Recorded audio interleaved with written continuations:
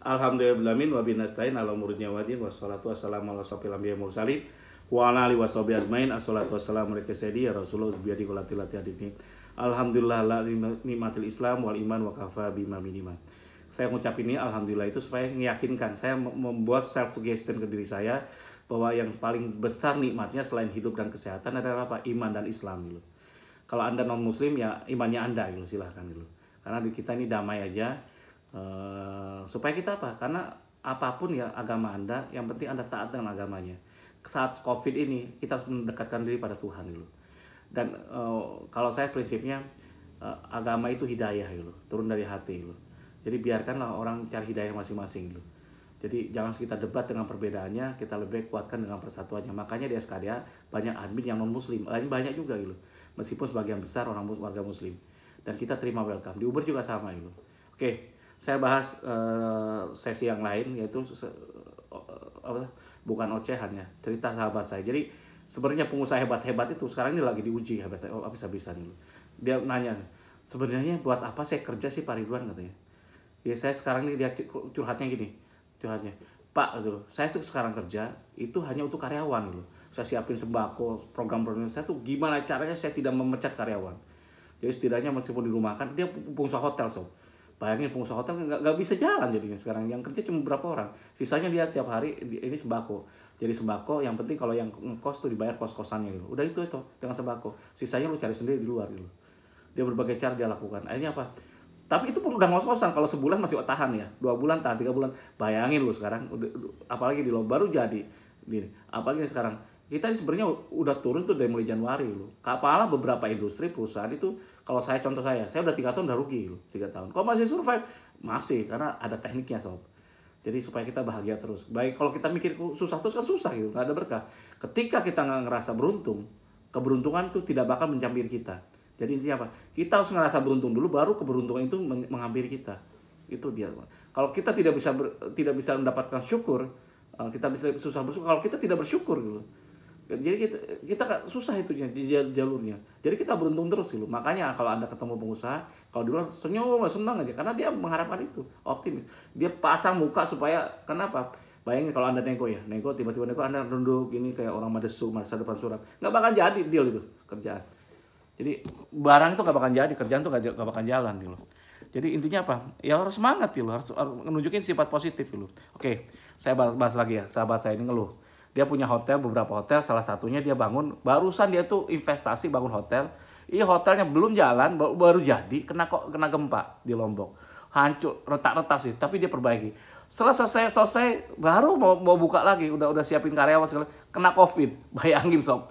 Kan belum hotel yang lain dia sekarang rugi. Dia kapan hari dia dapat duit itu ratusan miliar gitu. Karena dia jual hotel bintang 3-nya di daerah Seminyak, terus dia dapat uang banyak. Udah gitu invest seperti itu, hotel lagi dia bangun. Ternyata kali ini meleset sob, meleset. Jadi intinya sahabat saya ini nanya, buat apa sih saya kerja sebenarnya gitu? Karena selama ini saya siang malam dia kerja hanya untuk itu. Sampai dia gini loh, sampai dia ada sakit gitu. Saya nggak sebut sakitnya gimana ya, tapi degeneratif lah sakitnya. Jadi sebenarnya orang-orang mereka itu makan pun sederhana jadinya. Beda, sebenarnya yang kaya itu Anda bisa makan sate, bisa makan macam. Kadang-kadang mereka itu benar-benar, makannya nasi nggak bisa banyak, terus daging juga nggak ini, hanya ikan tertentu aja, kadang nggak digoreng, hanya rebus segala macam gitu. Karena bakar pun tidak boleh sampai hitam. Oh itu aturannya banyak itu teman saya. Jadi intinya apa? Sebenarnya yang lebih menikmati hidup itulah Anda semua, bukan mereka, bukan kalangan orang-orang itu. Sekarang dia nanya ke saya, Wan, ternyata saya kerja buat siapa sih katanya. Itu pertanyaan bagus. Betul. Nah jawabannya tadi itu. Ternyata kalau kita kerja untuk, tergantung niat, innama amalu biniat, tergantung niatnya.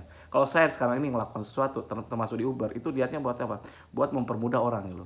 Buat bisa bebas riba, buat mereka kaya, mudah kaya. Kita kasih akses. Makanya dulu saya pekerja, saya pemain player, sekarang jadi fasilitator gitu.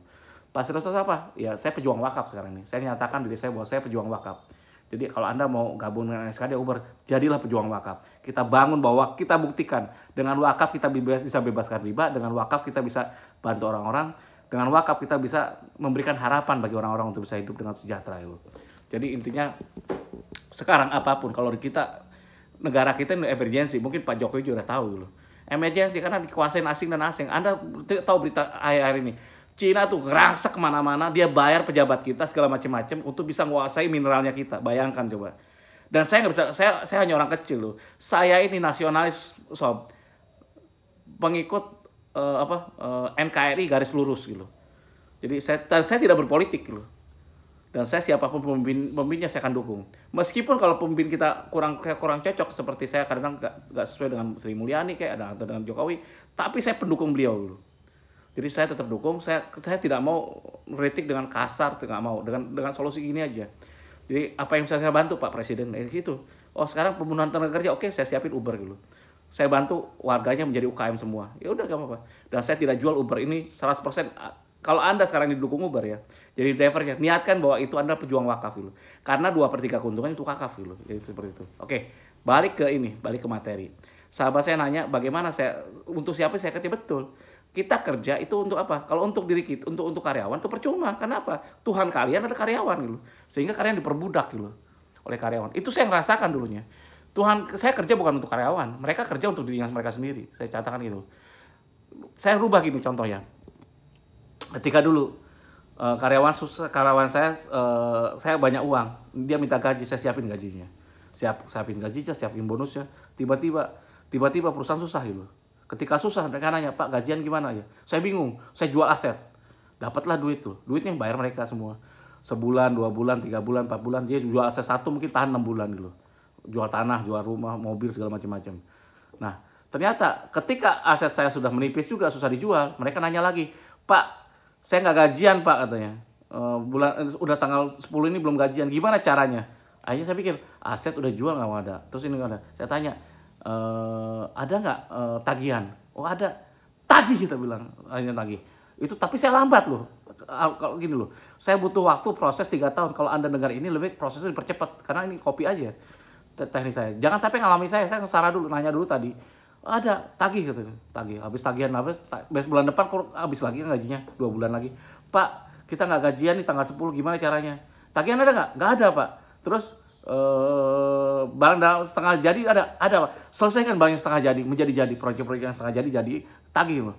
Nah 2 bulan kemudian kurang gaji lagi karena ini mereka nanya lagi, Pak saya nggak gajian nih udah tanggal 10 terus gimana gitu ditanya. Loh saya bilang tagihan ada Bang? Habis Bang, nggak ada. Barang setengah jadi nggak ada juga. Ini ada tagihan tapi yang ini macet bener gitu. Tagih udah susah Pak. Setengah jadi nggak ada juga. Terus ada kerjaan? Nggak ada Pak. Cari kerjaan gitu. Akhirnya mereka nyari. Nah sampai itu proses lama 3 tahun sampai saya menemukan itu. Besok lagi akhirnya apa? Akhirnya karyawan saya, manajemen saya terbiasa sekarang ini bahwa ternyata Pak Ridwan ini orang lemah gitu. Dan mereka itu dapat gajian ketika mereka kerja. Itu yang terjadi di saya. Saya tadi ngomong ke sahabat saya nggak ngomong jawabannya. Kenapa? Saya nggak enak, dia kan orang senior gitu. Senior kalau saya ngomong dipikir saya hebat. Lu siapa sih Wan katanya? Hotel aja lu belum punya, cuma baru punya kos-kosan. Hotel aja lu mau rencana gitu. Saya emang udah beli tanahnya, mau buatin resort batal gitu. Dulu mau perumahan bergede batal juga, gagal juga, hancur-hancuran. Jadi itu carinya, jawabannya seperti itu. Jadi kita sekarang ini kerja untuk apa? Dan sekarang saya bilang, saya kerja ini sekarang untuk apa? Untuk kebaikan banyak orang gitu, untuk membantu orang, mempermudah gitu. Dan sekarang ini saya di Uber seperti itu. Jadi intinya, jadi kerja itu kita apa ya? Jangan niatkan kerja itu untuk makan sendiri. Kalau kita kerjakan untuk membantu orang, insya Allah akan bantu gitu, lewat doa orang-orang. Demikian dari saya, kalau salah banyak salahnya, kalau kurang banyak kurangnya. Pasti saya banyak kurangnya. Kalau kurang ilmu saya mohon ditambahkan atau didoakan ya.